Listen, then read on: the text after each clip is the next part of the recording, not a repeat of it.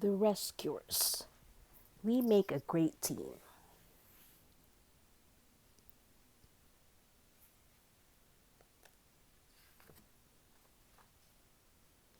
The Rescue Aid Society was gathered because someone had found a message in a bottle.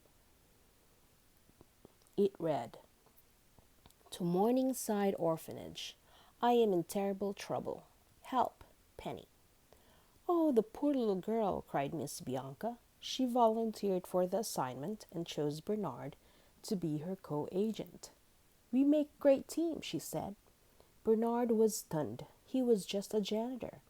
But as he walked through the rain holding Miss Bianca's arm, he felt like the luckiest mouse in the world.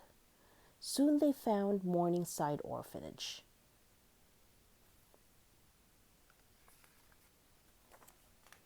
As they scrambled into a box of Penny's belongings, they heard a noise. "Cat!" cried Bianca, but it was only Rufus.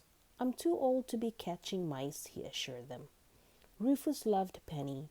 He told them she was sad about not being adopted, but he didn't know where she was.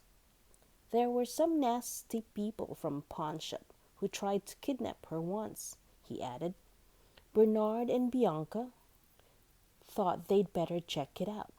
At the pawn shop, the mice discovered a school book of Penny's. She had been there. Suddenly, a phone rang, startling them. An ugly woman appeared and they ran for cover. "Can't you control that little girl?" Medusa yelled into the phone.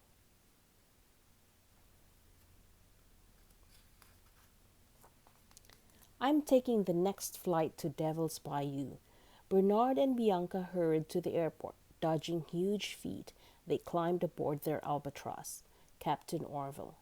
Bianca snuggled against Bernard as they flew into the sunset. "What a lovely trip," thought Bernard, holding her close. However, when they reached Devil's Bayou, there was an explosion.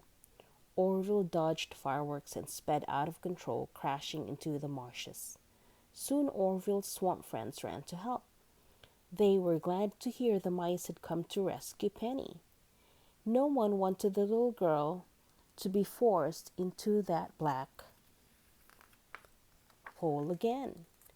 "You send Even Rude to get us if you need help," Ellie Mae told them. Even Rude was a dragonfly.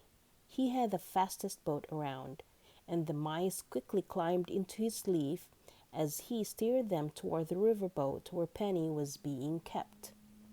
"So you tried to run away," they heard a man's voice scolding. "You better behave or I'll let the crocodiles have your teddy bear." Poor Penny. Bernard and Bianca hurried to help. But the crocodiles chased the mice into an old pipe organ. "Do, re, mi, fa, sol, la, ti," sang the organ as Bernard and Bianca flew out of the pipes. "We just have to rescue her," Bianca told Bernard. When they climbed into her room, Penny was surprised. "Didn't you bring anyone big with you?" she asked. The mice shook their heads. "But if we work together and have a little faith," said Bianca. "Things will turn out right," interrupted Penny. Rufus had taught her about faith, and her bottle had worked. Perhaps these mice could help. Together they hatched a plan. Bianca was excited, but they would need help from the swamp folks. As Even Rude flew away, Bernard and Bianca hid in Penny's dress pocket. "Oh, Penny," called Medusa, "it's time to find the diamond." But Penny was afraid of the dark cave. "Please don't make me," she pleaded. "Get down there or you'll never see your precious teddy again," yelled the evil woman as she grabbed Penny's bear. The cave was dark and spooky. There was a large skull with gaping eyes. "That's where I'd hide a diamond," said Bernard. Sure enough, the diamond was hidden deep within the skull and they couldn't get it out. "It's stuck tight," yelled Penny, "and the water's coming in." Still Medusa would not pull Penny to safety. "Use the sword," suggested Bianca. It worked. Penny pried the skull open just in time. Water filled the cave as Snoops hoisted them up. "My diamond!" cried Medusa. She grabbed it and ran. Snoops and Penny followed. "Give me my teddy bear!" cried the little girl. But Medusa had already hidden the diamond in its stuffing. She held Penny back with her rifle. "Help!" cried the little girl, and the rescuers put their plan into action. With the help of their swamp friends, they trapped the crocodiles in an old elevator, tripped Medusa, and destroyed the houseboat with Snoop's fireworks. Grabbing her bear, Penny ran to the swamp boat. The animals cheered joyfully as they made their escape, and Bianca threw her arms around Bernard. "You are simply wonderful," she cried, giving him a kiss.